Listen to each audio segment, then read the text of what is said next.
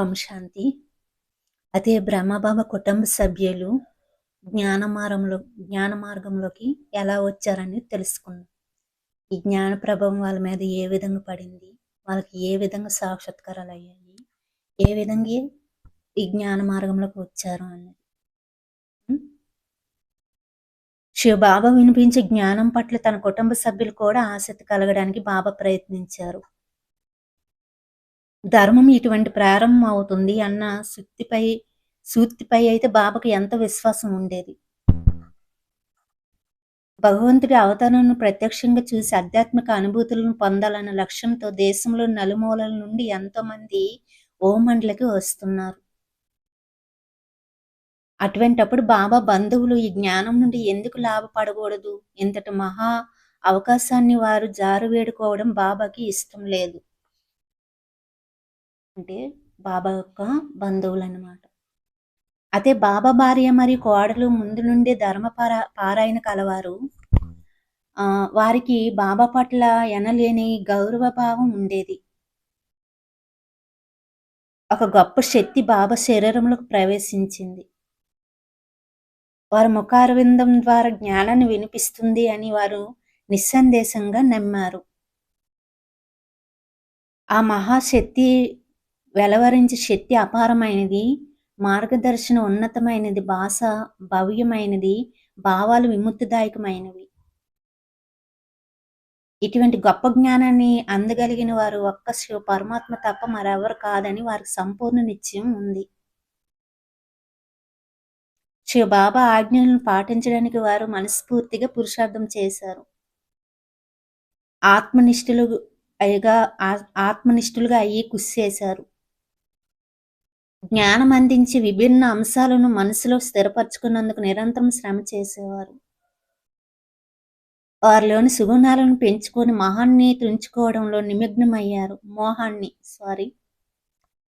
వారిలోని సుగుణాలను పెంచుకొని మోహాన్ని తుంచుకోవడంలో నిమగ్నమయ్యారు.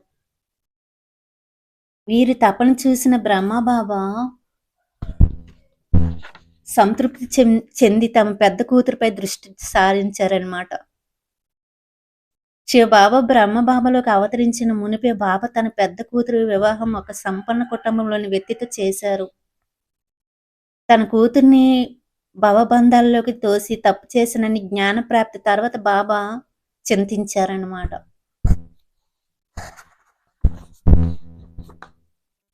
అయితే వారికి తిరిగి జ్ఞాన మార్గాన్ని చూపాల్సిన బాధ్యత తనదే అని కూడా బాబా భావించారు. దాది నిర్మల శాంతి గారు తమ అనుభవాలను ఈ విధంగా పంచుకున్నారు.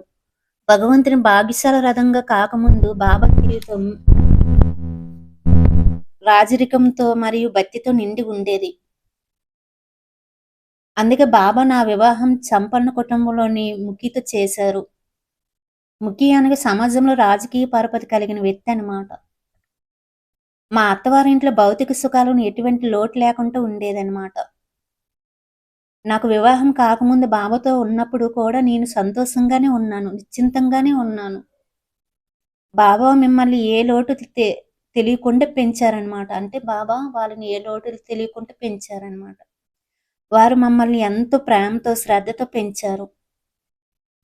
ఆ ప్రేమ ఎంత గొప్పదని తర్వాత కానీ నాకు తెలియలేదు. నాకు భక్తి పూజల పట్ల విశేష ఆకర్షణ ఉండేదే కాదు అని చెప్పేవారనమాట నిర్మల శాంతి గారు.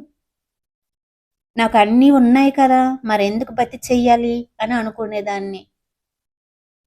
కానీ పరమపిత శివ పరమాత్మ మా తండ్రి గారి శరీరంలో ప్రవేశించిన తర్వాత నా జీవితం పూర్తిగా మారిపోయింది. బాబాకు మాపై మోహం ఆసక్తి లేవు అని అనిపించింది. నేను వారిని కలవడానికి వెళ్ళినప్పుడు వారి ప్రేమ ఔదార్యము మునుపటి కన్నా ఎక్కువగా ఉండేవి, కానీ అవి భిన్నంగా అనిపించేవి. ఇప్పుడు బాబా భగవంతుని ప్రేమలో నిమగ్నమై ఉన్నారు. ఇప్పుడు ప్రపంచం అంతా వారి కుటుంబమే. మా తల్లిదండ్రులను కలుసుకోవడానికి వెళ్ళినప్పుడల్లా వారు నాకు జ్ఞానాన్ని వినిపించేవారు.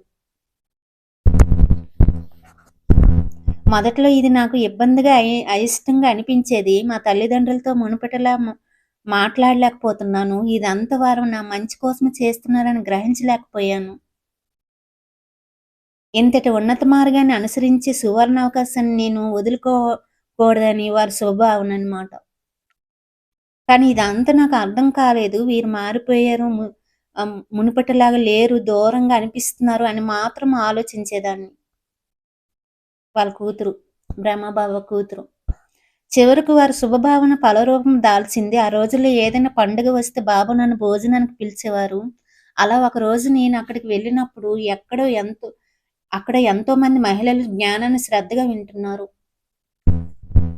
మరికొంతమంది నాట్యం చేస్తున్నారు. అది సాధారణ నాట్యం కాదు. అది చూసిన వెంటనే నాకది నచ్చలేదు. కానీ వారు ఏం చేస్తున్నారు అనేది తెలుసుకోవాలన్న కుతూహలంతో వారి వద్దకు వెళ్ళాను.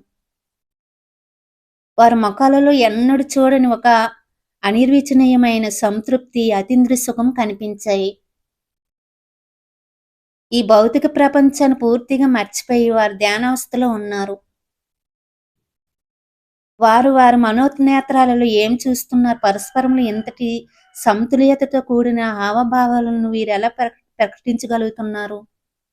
అని శాంతి గారేమో ఆలోచించారనమాట. వీరందరూ నాకు తెలుసు. వీరిప్పుడు నాట్యం చేసి ఎగరరు. కానీ ఇంతటి చక్కని నాట్యాన్ని వారు ఎలా చేయగలుగుతున్నారు?